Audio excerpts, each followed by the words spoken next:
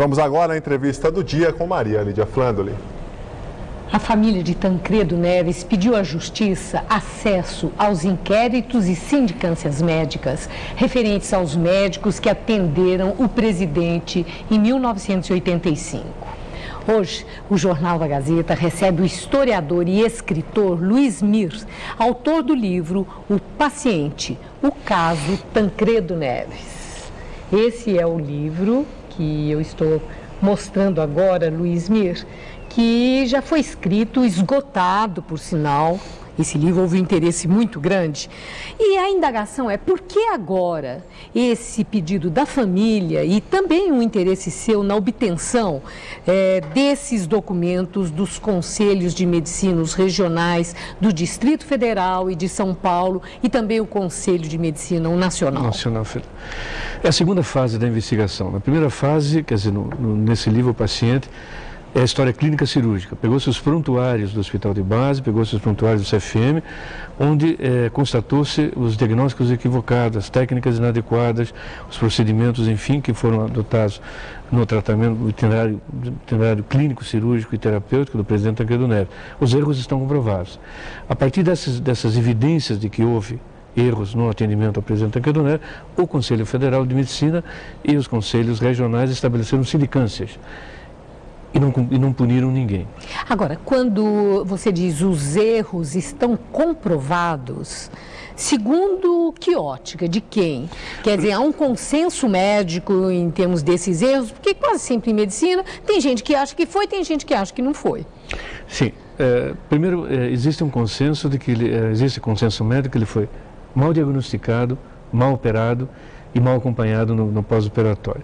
Quando ele, no dia 13, quando Renaud Ribeiro e Pinheiro Rocha vão fazer a primeira coleta de história, anamnese, o exame físico, deveriam já ter diagnosticado que poderia haver um processo infeccioso.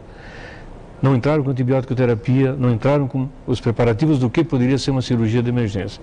O presidente foi operado no dia 14, ele foi internado às 10h30, sem nenhum pré-operatório adequado, com base num diagnóstico suposto. Quando abriram a barriga do presidente, viram que o diagnóstico era absolutamente equivocado. Eles tinham suposto, a hipótese diagnóstica era uma apendicite abscedada, ou seja, uma apendicite inflamada, que quando eles abriram a cavidade abdominal do presidente, Maria, não tinha líquido na cavidade, não tinha infecção, não tinha obstrução e não tinha sangramento.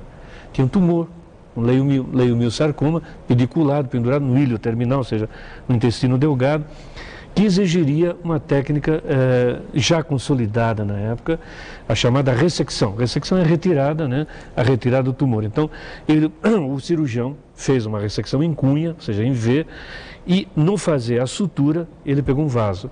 O presidente sangrou desde o primeiro momento. Essa é a origem da septicemia, que no final foi na verdade, a sepse vem porque ele sangrou. Primeiro ele babou, no jargão ele babou, ou seja, gota a gota. Depois ele começou a ter hemorragias intermitentes. E não houve a detecção adequada do sangramento.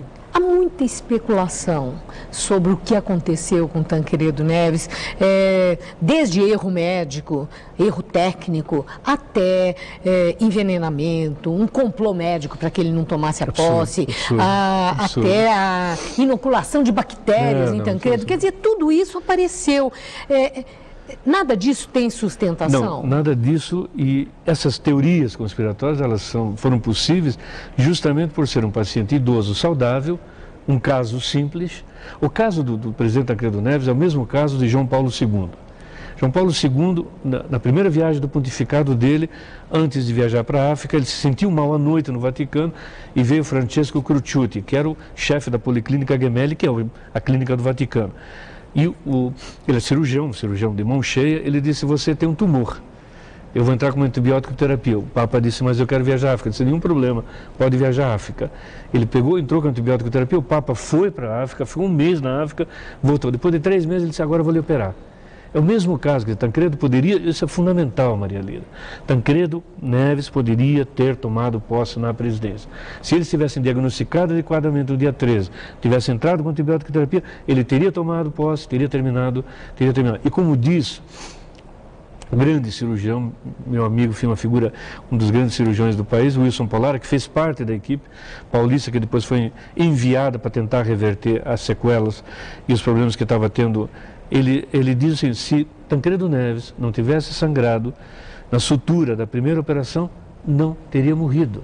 E no livro, a degenerescência da anastomose, ou seja, como foi feito essa sutura, digamos, que levou a esse sangramento, ele morreu, ele não deveria ter morrido, Maria Lídia. Agora, Luiz Mir, existe aí, né, no tom com que você fala, uma dura crítica nessa conduta técnica, pelos erros que você não indica, sei o que digo, né? não sei o que digo. É isso que eu quero saber. É a boa prática médica Quais são e a as boa... suas fontes para chegar a essa conclusão que Tancredo Neves foi vítima de uma má condução no tratamento do caso dele, né? Quais foram suas fontes?